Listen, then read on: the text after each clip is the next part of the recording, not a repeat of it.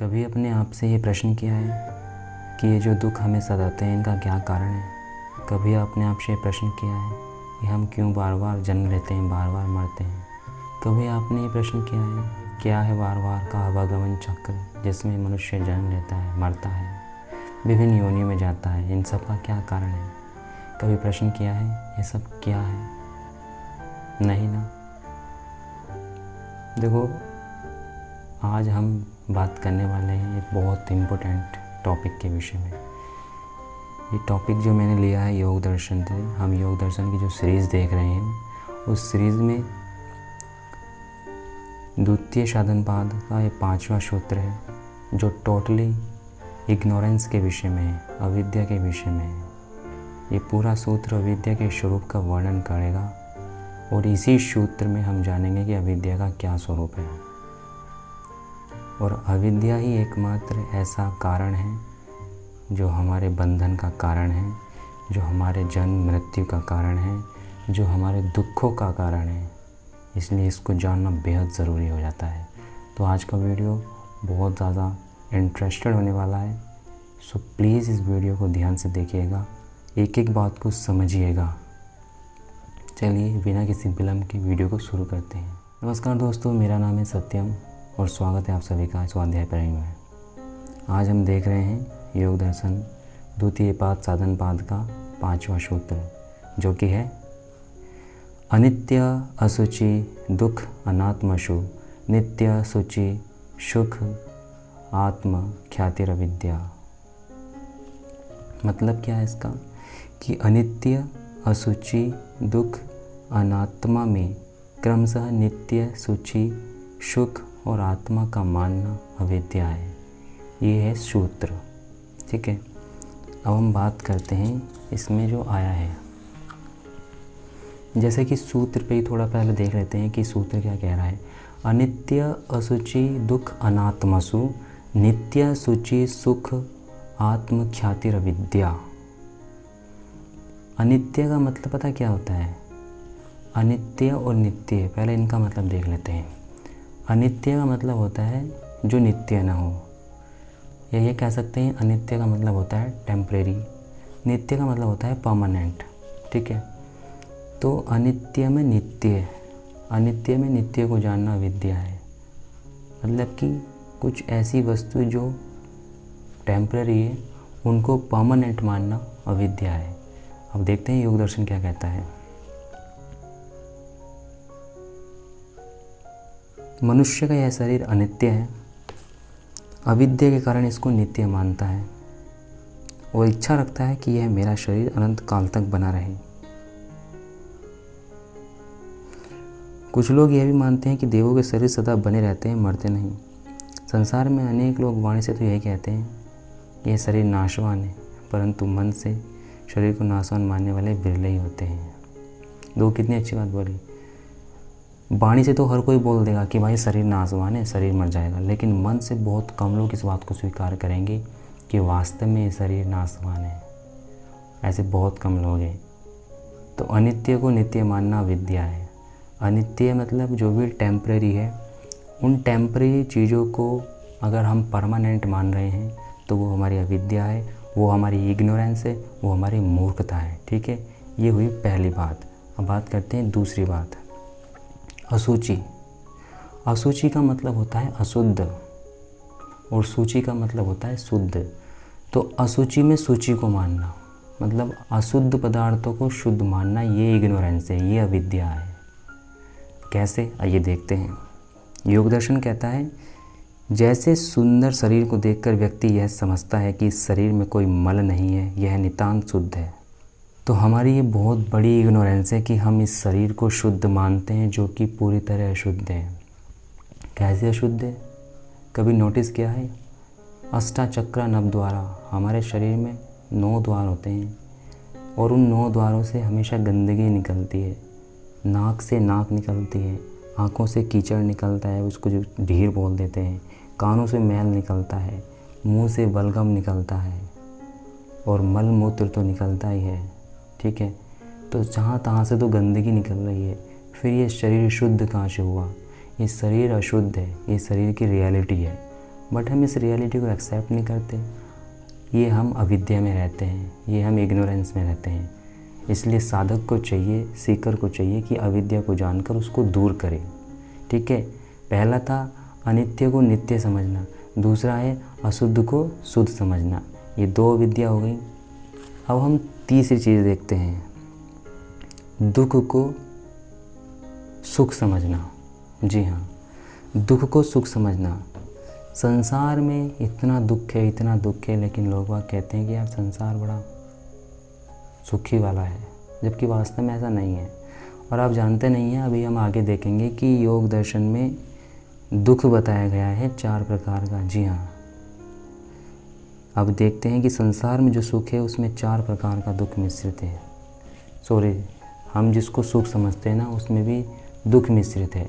तो वास्तव में दुख को हम सुख समझ लेते हैं, जबकि ऐसा है नहीं है। दुख तो दुख ही है। यहाँ तक कि जो सुख हम समझते हैं ना, उसमें भी दुख मिश्रित है। वो हम देखेंगे आने वाले सूत्रों में कि कैसे उसमें दुख मिश्रित है। देखो यार, सुख आनंद अगर कहीं है तो वो तो अपने परमानंद में है, अपने इष्ट देव में है, उसकी आराधना में है, उसकी भक्ति में है। इस संसार में अगर आप ये मान रहे हो कि संसार में सुख है, आनंद है, तो ऐसा कुछ भी नहीं है। हाँ, सुखाभास हो सकता है, मतलब सुख होने का आभास आपको लग सकता है, पर वास्तव में यहाँ पर सुख नहीं है।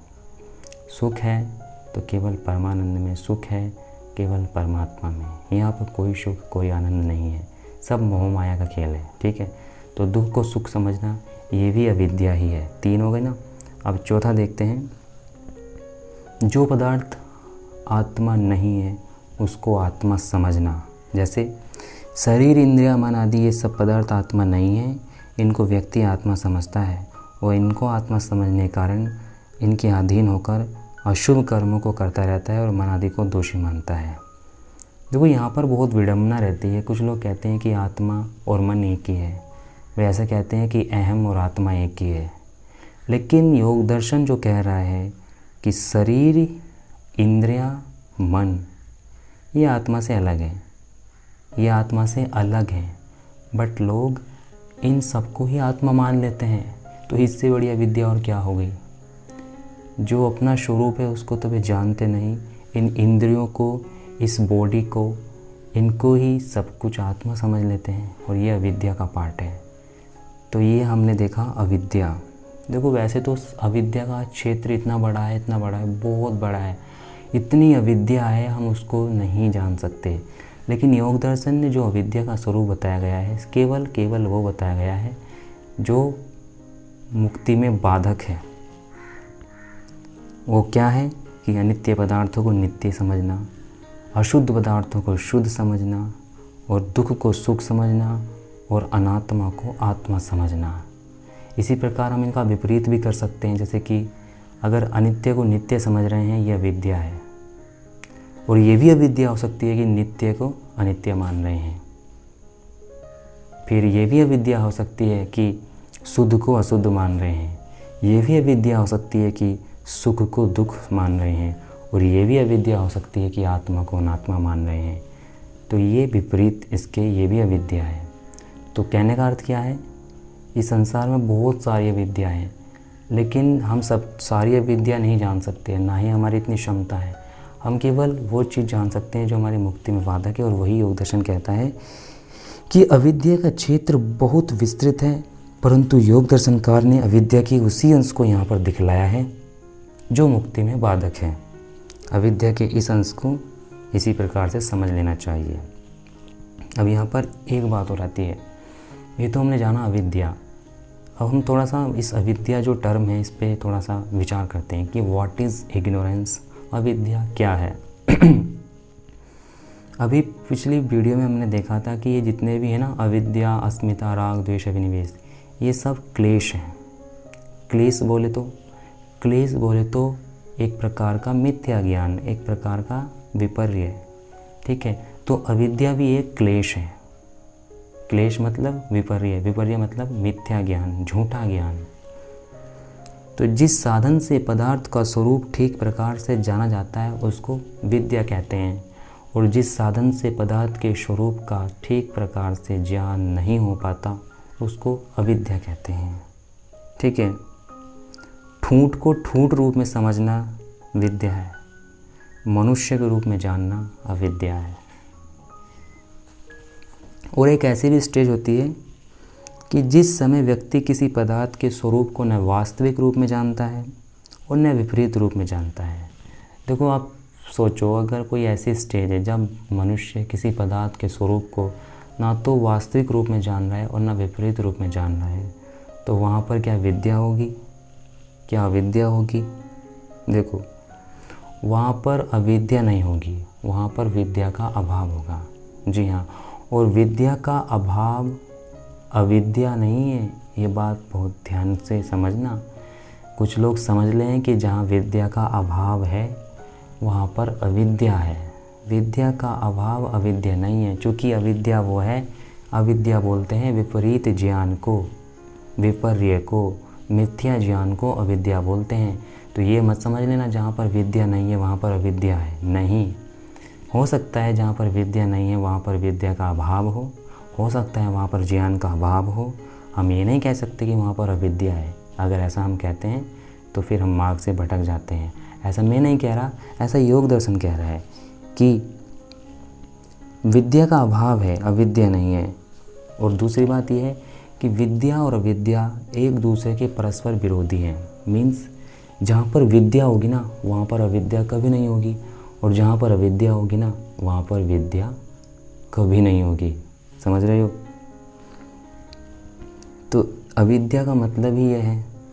अब यहाँ पर थोड़ा सा और समझ लेते हैं। हमने जाना कि भाई अविद्या क्या है, इग्नोरेंस क्या है। अब ये भी जान लो कि इन शास्त्रों में ही बताई गई हैं ये बातें कि हमारा जो दुखों का जो कारण है, हम जब दुखी होते हैं, परेशान होते हैं, हताश होते हैं, निराश होते हैं, इन सब का कारण अगर एक कोई प्रमुख कारण है ना तो वो है हमारी इग्नोरेंस, वो है हमारी अविद्या। अब ये भी समझ लो, हमारा जो ये जन्म मरण का जो चक्र चल रहा है, कभी मनुष्य बने, कभी पशु बने, कभी पक्षी बने, कभी कीट बने, कभी पतंगे बने, अपने सनातन धर्म में बोला गया है कि 84 लाख योनियाँ होती हैं। उन 84 लाख योनियों में एक मनुष्य योनि होती है। तो आप सपोज़ कर लीजिए, आप ये गैस कर लो कि भाई हमें अब मनुष्य योनि प्राप्त हुई है, तो हमारे जो भी अच्छे कर्म होंगे उन्हीं सुकर्मों का तो प्रभाव है ना कि हम मनुष्य बने। तो कितनी सारी अविद्या होगी कि हम इतनी सारी योनियों में घूम के आए और अब हमने मनुष्य योनि प्राप्त की।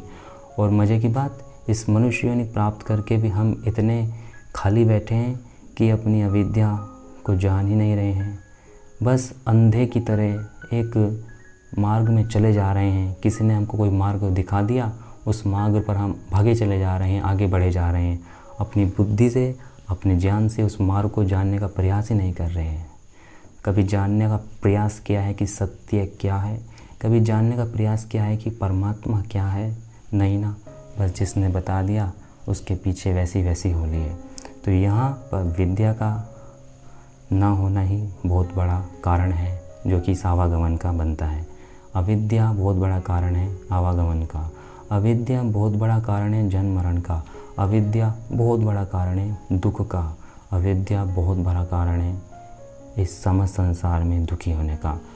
तो अगर आप चाहते हैं कि इस जन्म मरण के बंधन से मुक्त हो जाएं, अगर आप चाहते हैं कि परमात्मा के पास चले जाएं, हमेशा सुख और आनंद में रहें, तो अपनी अविद्या को जानिए और उस अविद्या को दूर करने का प्रयास कीजिए।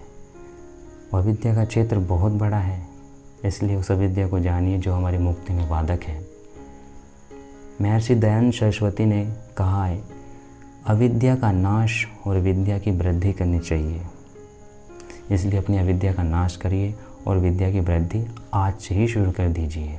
ठीक है, मैं आपसे मिलूँगा अगली वीडियो में।